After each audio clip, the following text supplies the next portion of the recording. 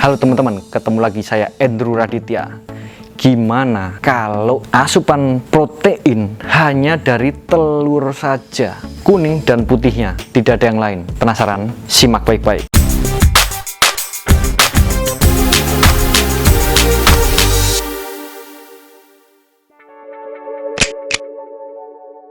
Jadi saya ini pecinta ayam. Kalau udah makan ayam, adanya cuman enak dan enak banget. Kecuali yang mentah, ya nggak tak makan kalau mentah.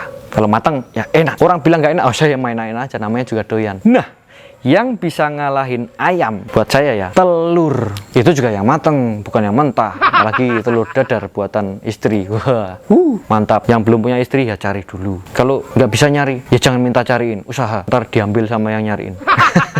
Curhat ya enggak, ngapain, saya kan gentleman. Oke, lanjut lagi. Gimana sih kalau telur? Jadi saya mau cerita, terakhir saya medical check up, kolesterol saya itu 344 atau berapa, ntar kalian lihat sini, ntar saya share nih. Kolesterol saya tinggi sekali. Kenapa bisa begitu? Karena saya ini telur ini bukan butuh, tapi hobi. Ini yang bahaya. Jadi kalau setiap makan telur bisa dua, itu setiap hari, setiap makan, makanya boom. Lalu sama pihak perusahaan, saya diarahkan untuk konsultasi ke dokter spesialis penyakit dalam atau dokter internis. Konsultasilah saya, apa yang terjadi? Saya konsultasi di Jogja ya, di Rumah Sakit Siloam. Waktu itu sama dokter Joyo. Itu lihat hasil MCU saya, medical check up saya, ini ketawa. Karena saya saya ini sering lihat semacam seminar gitulah, kontennya dokter-dokter di luar sana yang sering saya perhatikan, sering saya jadikan patokan untuk pembelajaran saya. Contoh, dokter Stan Egbert, dokter Jason Fung, sama dokter Mike. Saya sering belajar dari mereka. Yang saya tangkap, walaupun kolesterol tinggi, ini tidak menyebabkan jantung. Yang menyebabkan jantung ini gula. Karena gula bisa menginflamasi si kolesterol. Kalau kolesterol kita taunya HDL dan LDL. Apa itu? High density lipoprotein dan low density lipoprotein. Ini nggak masalah, orang kita juga produksi LDL, badan kita, masa iya kalau LDL nggak baik, masa badan kita produksi sesuatu yang tidak baik? Masuk akal nggak? Konyol kan? Nggak mungkin badan kita selalu memproduksi yang baik buat tubuh. Dari mana kolesterol ini bisa menyebabkan jantung? Bukan kolesterolnya, gula yang menginflamasi si kolesterol. LDL bisa jadi VLDL atau very low density lipoprotein.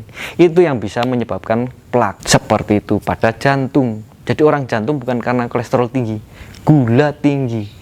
Saya ini punya kebiasaan, diet saya ini kan rendah karbo, rendah gula. Ya gula saya rendah terus. Makanya si dokter ini cengenges-cengenges saja. Wih, klasik. Tapi ini gula bagus ini mas. Ini gula seperti ini karena mau MCU, medical check up, atau memang seperti itu? Enggak dok, itu saya memang seperti itu. Ini buktinya. Wah, baru percaya dokternya. Ya enggak gitu juga. Kelihatan kok, dari luar nih udah kelihatan. Kalau saya memang menekan konsumsi gula. Nah, yang saya lakukan, ya saya walaupun dikasih obat, ini buat ngasih trik ke perusahaan saya. Kalau lihat mau diare. Jadi saya dikasih obat, ya nggak saya minum. Orang saya medical check up itu saya ingin mengetahui kebiasaan saya ini, apa yang terjadi di badan. Makanya saya nggak pakai obat. Saya rubah kebiasaan saya. Udah dari situ saya sampai sekarang ini mungkin makan telur baru 2 kali. Jadi saya stop telur. Saya kasih makan ya ayam-ayaman aja. Telur stop dulu. Udah nggak, kecuali ya kayak kue tiaw atau mie yang ada telurnya sedikit-sedikit, ya nggak apa-apa lah kalau itu. Maksudnya yang telur utuh seperti biasanya dulu, itu saya nggak makan. Jadi setelah 1 bulan saya stop konsumsi telur, saya cek lagi total kolesterol. Itu turun sampai ke 230-an kalau nggak salah. Ntar saya share di sini juga.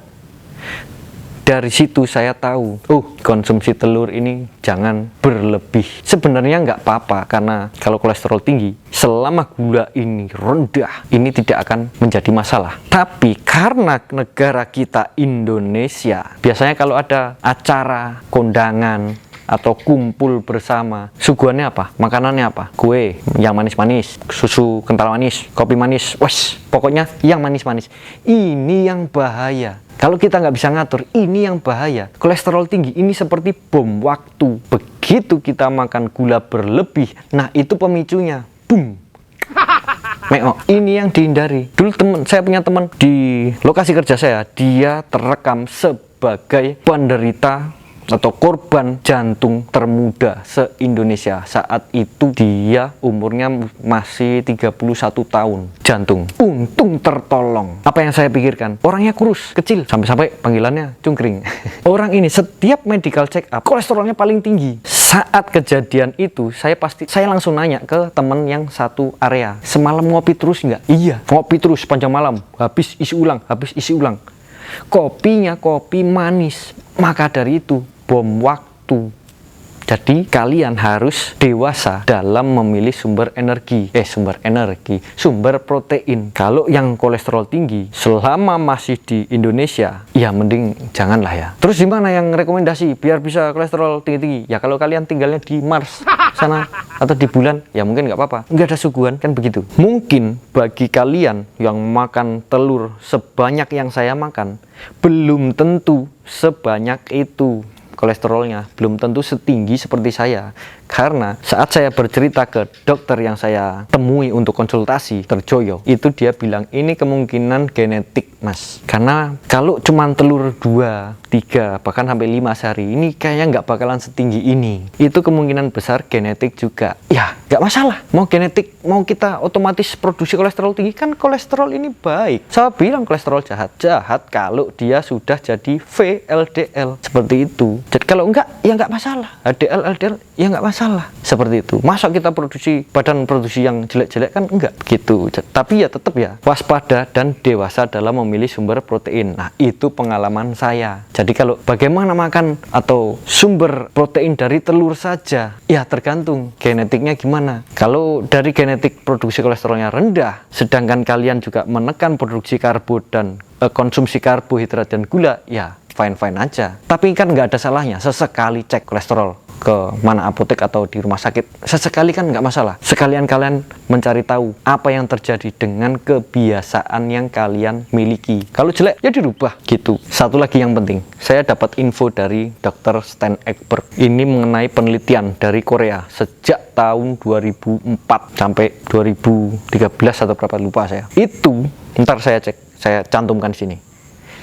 Itu jadi ada penelitian tentang ini yang subjek penelitian ini jutaan orang. Jadi tim yang mengadakan penelitian ini meneliti bagaimana grafik antara bahaya kesehatan dan total kolesterol. Yang lucu yang terjadi di Indonesia. Kolesterol di atas 200 konsultasi, yang dianjurkan di bawah 200. Ini yang lucu. Dari penelitian yang dari Korea itu, di bawah 200 resiko terhadap kesehatan justru menukik semakin tinggi. Semakin di bawah 200 itu semakin tinggi.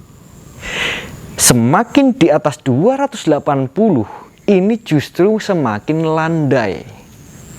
Anehnya di situ. Tapi ya mungkin yang menciptakan regulasi itu di perusahaan-perusahaan mungkin tolok ukurnya atau pertimbangan dari kebiasaan yang ada di Indonesia. Ya siapa yang tahu, ya ikuti aja. Kalau saya ya tinggal paling berlebih mepet-mepet dikit konsul ya nggak apa-apa, yang penting sehat buat saya. Seperti itu. Jadi kalau ditanya boleh nggak, ya boleh-boleh aja, asupan dari telur saja. Cuman sehat nggak buat kalian, cari tahu. Oke, jangan takut ke dokter, jangan takut eksperimen, jangan takut ke dokter. Oke, sekian dari saya. Kalau dirasa bermanfaat, jangan lupa like, subscribe juga, biar nggak ketinggalan tips-tips bermanfaat lainnya.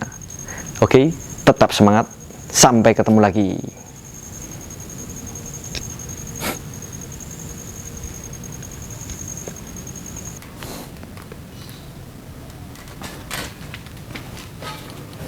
Halo teman-teman. Buat kalian yang pengen belajar tentang fitness, kebugaran, tentang latihan, entah itu di gym, kalistenik, atau latihan rumahan seperti saya, jangan lupa buka Facebook, cari WBI, Workout bareng IDN, Home Gym Calisthenics. Banyak belajar di situ. Ada teman-teman dari calisthenics, dari gym, dan home workout. Saya fokus di home workout di grup ini. Pengen belajar, join situ. Tanya, pasti dijawab, walaupun telat. Tapi pasti dijawab. Oke?